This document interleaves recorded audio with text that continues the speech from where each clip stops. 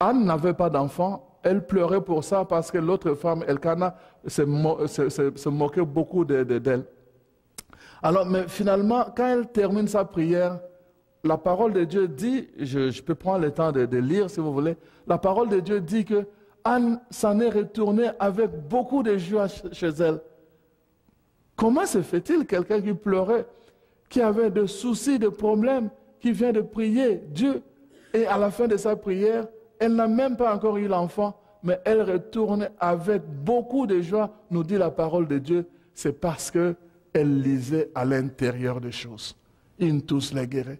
Elle lisait en profondeur que Dieu a vu sa douleur, que Dieu a exaucé sa prière. Elle pouvait retourner comme ça en disant, Seigneur, je suis sûr de ton amour, mon cœur est dans la joie, car je sais que tu vas me sauver. Seigneur, je suis sûr de ton amour. Ce n'est pas simplement des mots, c'est des réalités qui ont eu lieu dans la parole de Dieu. Et l'apôtre Paul nous dit dans la lettre aux Corinthiens que tout cela a été écrit pour nous servir d'exemple, pour nous affermir dans la foi. Tout cela a été écrit pour nous, pour que nous sachions que ce n'est pas de la foutaise, c'est des choses qui vont vraiment arriver, qui sont arrivées pour les gens, mais qui vont aussi arriver pour nous, si évidemment nous donnons la permission à l'autre, à Dieu, notre Dieu, évidemment, d'agir dans notre vie de tous les jours. Alors, comme vous pouvez le voir, vous rendre compte, il s'agit de témoignages concrets dans notre Bible, des témoignages qui ont été écrits pour nous, mais qui nous invitent évidemment à entrer dans le langage de la foi. Alors, c'est pour cela que je vous en parle aujourd'hui, chers frères et sœurs, pour que vous aussi, vous puissiez bénéficier de cette grâce. La grâce de Dieu a été donnée pour tout le monde. La grâce de Dieu a été manifestée pour que personne ne puisse être exclu.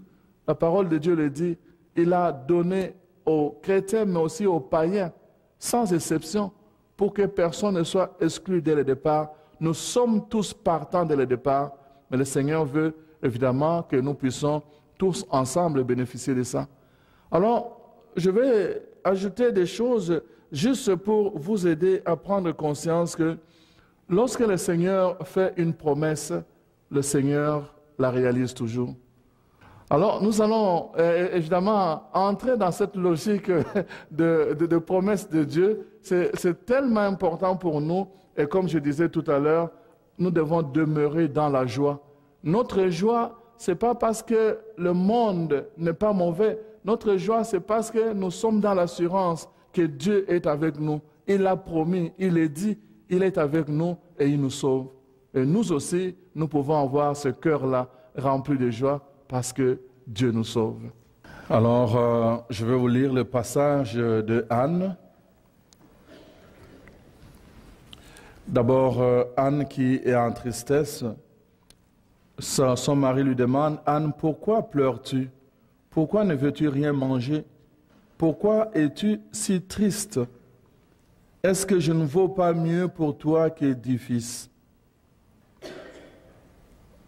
Alors Anne était très affligée, tout en pleurs, elle priait le Seigneur en prononçant cette promesse. « Seigneur, Dieu de l'univers, vois combien je suis malheureuse. Ne m'oublie pas, aie pitié de moi. Donne-moi un fils, je m'engage à le consacrer pour toujours à ton service. » Anne pria longuement. Élie l'observait. Il voyait ses lèvres remuer, mais n'entendait aucun son, car elle priait intérieurement.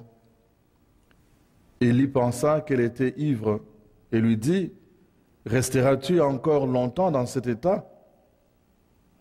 Va faire passer ton ivresse ailleurs. » Mais Anne répondit, « Non, je ne suis pas ivre. Je suis une femme malheureuse, mais je n'ai pas bu. Je suis ici pour confier ma peine au Seigneur. Ne me considère pas comme une femme de rien. Si j'ai prié longtemps, c'est parce que mon cœur débordait de chagrin et d'humiliation. » Alors Élie déclara, « Va en paix et que le Dieu d'Israël t'accorde ce que tu lui as demandé. » « Et toi, répondit-elle, garde-moi ta bienveillance. Anne s'en alla et accepta de manger, et la tristesse avait disparu de son visage. Et l'histoire continue. La tristesse avait disparu de son visage. Et elle avait retrouvé sa joie. Elle qui était en quelque sorte condamnée dans ses chagrins. Il y avait une situation concrète et finalement, elle a retrouvé sa joie. La tristesse avait disparu. Vous voyez, la parole de Dieu est merveilleuse. Elle est merveilleuse. Pourquoi? Parce qu'elle nous donne des témoignages que finalement, tout cela arrive. Je disais au début, hier, de cette retraite, que cette année, le Seigneur nous la souhaite comme une année de jubilation. Je faisais référence à Isaïe 61. Une année où il souhaite vraiment que chacune de nous puisse faire l'expérience de la joie. Il voudrait que ce soit une année de jubilation.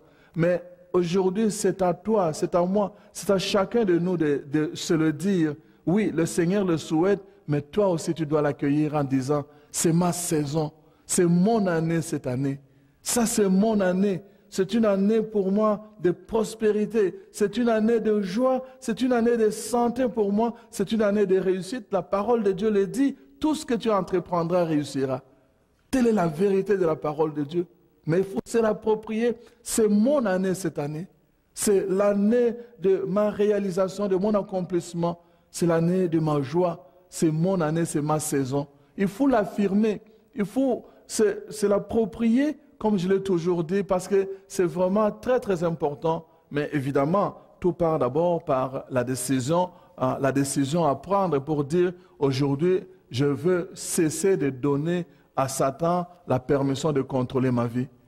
Pendant la Deuxième Guerre mondiale, vous savez, il y avait un homme qui, pendant la guerre, il travaillait dans un restaurant.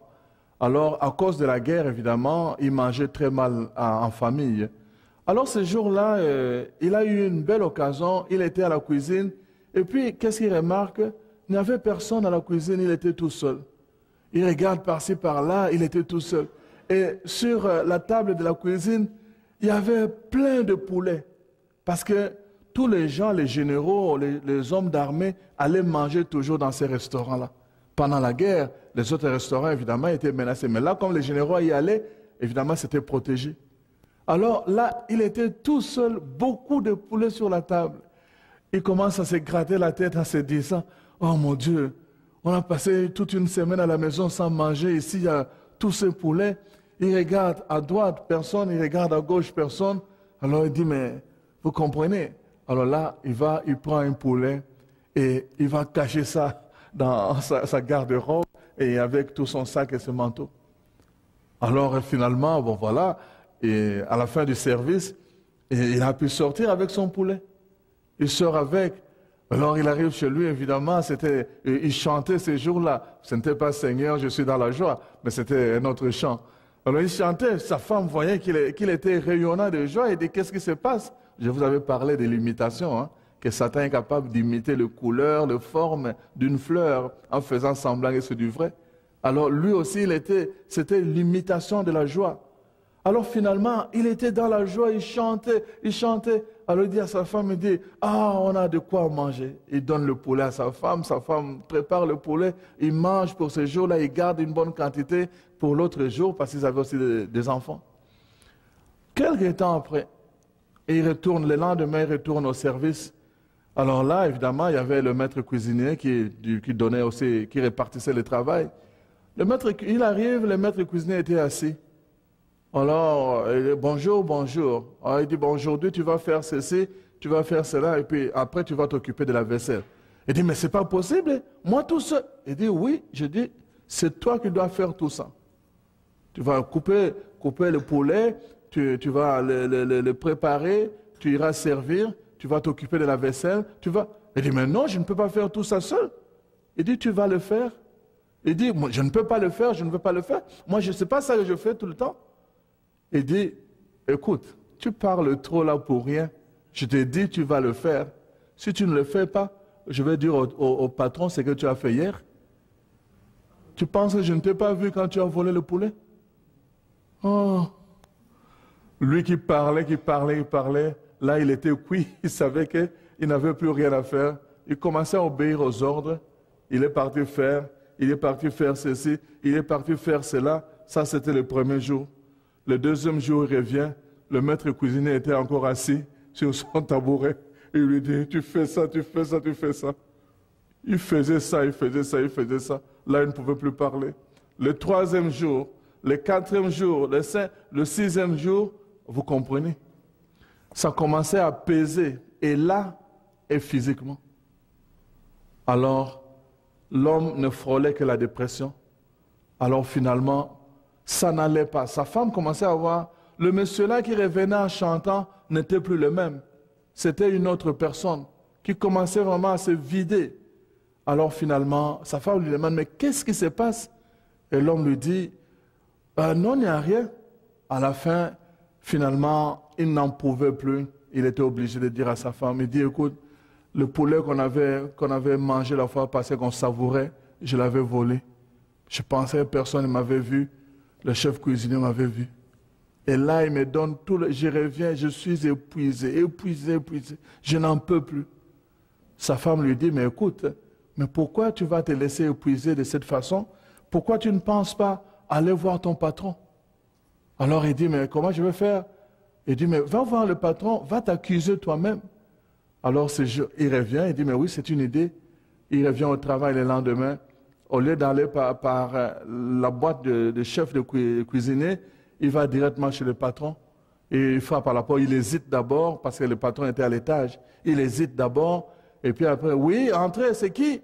Et là, entre là, c'est oui, oui, qu'est-ce que je peux faire pour toi? Oh, patron, c'est-à-dire que vous comprenez, c'est-à-dire l'autre jour, mais parlez, qu'est-ce qui se passe? Vous comprenez le langage de Satan, c'est toujours, c'est-à-dire, vous comprenez l'autre jour, et là il dit, c'est-à-dire qu'à la maison ça n'allait pas, et j'ai été tenté, j'ai volé un poulet l'autre jour ici au travail, vraiment, j'en souffre terriblement. Le patron dit, quoi? Il dit, non, j'avais volé un poulet. Alors le patron lui dit, viens t'asseoir. Il se met en face du patron, il se disait, sûrement là c'est pour signer mon acte de condamnation. Non, le patron lui dit, mais mon cher, depuis que je suis ici dans ce restaurant, c'est la première fois qu'un travailleur vient s'accuser par lui-même. Tu es merveilleux, je ne veux pas te perdre. Dis, va travailler. Va travailler en paix, vraiment, tu m'étonnes. C'est la première fois qu'un travailleur vient s'accuser par lui-même. Lui qui s'attendait à un acte de condamnation, il sort du bureau du patron et là, il s'en va, il descend évidemment en chantant cette fois-là pour vrai. Le chef cuisinier était là en train de l'attendre toujours. Il dit, qu'est-ce qu'il y a? Tu vas faire ceci? Oh non, non, non, non, non, non, non, non. Il dit, sinon je vais... Il dit, c'est trop tard, je lui ai dit moi-même. Quoi? Alors là, le chef cuisinier était en retard dans sa programmation parce que lui pensait que c'est l'autre qui allait faire et il était déjà en retard. Alors voilà un peu ce que ça donne quand on prend la décision. C'est jamais pour le tort, c'est toujours pour en sortir agrandi. Alors je vous souhaite cela. Prenez la décision aujourd'hui, c'est le moment favorable, c'est le jour du salut. Et que le Seigneur vous bénisse, qu'il vous bénisse en abondance et que cette année soit vraiment pour vous une année de jubilation. Amen. Cette émission a été rendue possible grâce aux partenaires et amis de Foi et Télévision chrétienne. Mais nous avons aussi besoin de vous. C'est pourquoi nous vous demandons de faire parvenir votre don à Foi et Télévision chrétienne à l'adresse indiquée à l'écran.